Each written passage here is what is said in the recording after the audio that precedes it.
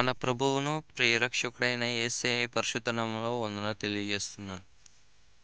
Bless prayer. ఇది ఒక సులువైన ప్రార్థన.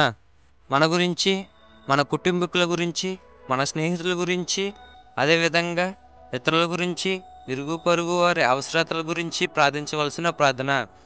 పైన చిత్రంలో కనిపిస్తున్న విధంగా బి అంటే బాడీ నీడ్స్, ఎల్ అంటే లేబర్ నీడ్స్, ఈ అంటే ఎమోషనల్ నీడ్స్, ఎస్ అంటే సోషల్ నీడ్స్, మరొక ఎస్ అంటే స్పిరిచువల్ నీడ్స్. మొదటిది బాడీ నీడ్స్.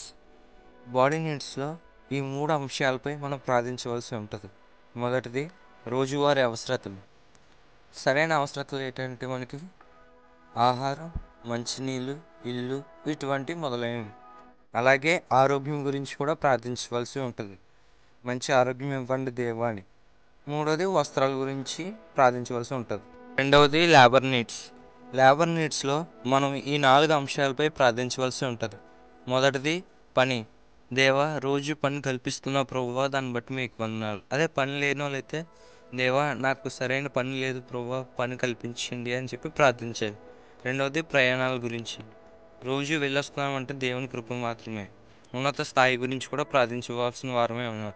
ఆదాయం గురించి కూడా ప్రార్థించవలసిన వారమే ఉన్నాం. కాబట్టి ఈ 4 విషయాల గురించి మనం ఎక్కువగా ప్రార్థించవలసిన వారమే ఉన్నాం. మూడవది ఎమోషనల్ నీడ్స్. ఈ ఎమోషనల్ నీడ్స్లో 3 అంశాలపై ప్రార్థించవలసిన వారమే ఉన్నాం. దానిలో మొదటిది శాంతి గురించి. కుటుంబంలో లేదా మన జీవితాల్లో శాంతి లేనప్పుడు ప్రార్థించవలసిన అంశం ఇది. రెండవది భయం. మనం చాలా రకాలుగా భయపడుతూ ఉంటాం. అలా భయపడుతున్నప్పుడు దేవుడు మనతో ఉంటే ఎంతో ధైర్యంగా ఉంటుంది. కాబట్టి రెండో అంశం బట్టి కూడా ప్రార్థించవలసిన వారమే ఉన్నాం. మూడవది ఆనందం.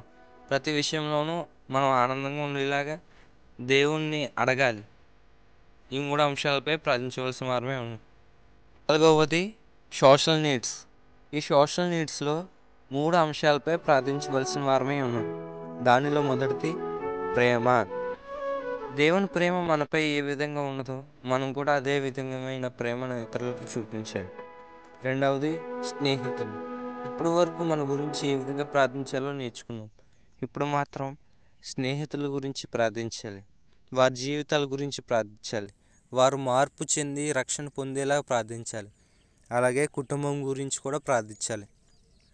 కుటుంబం మారాలి. కుటుంబం అంతటితో నువ్వు ప్రార్థనకు మందిరంకి వెళ్ళి దేవుని ఆరాధించే రోజు గురించి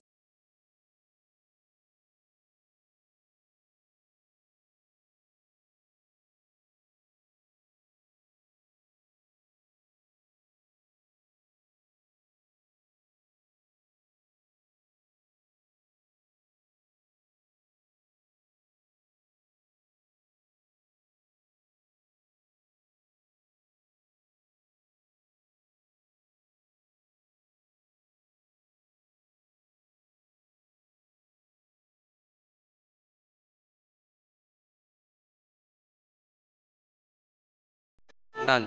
ఆవించైన విశ్వాసమైన నీకుంటే నువ్వు ఖచ్చితంగా రక్షించబడతావు. ఇంకా చివరిగా మనకు ఉండవలసిన తీర్మానం ఏంటంటే, నిరీక్షణ ఏంటంటే నిత్య జీవం ఉండదని చెప్పి మనం నమ్మి ఇతరులతో చెప్పాలి. ఈ విధమైన ప్రార్థన మనం ఎల్లప్పుడూ చేయాలి.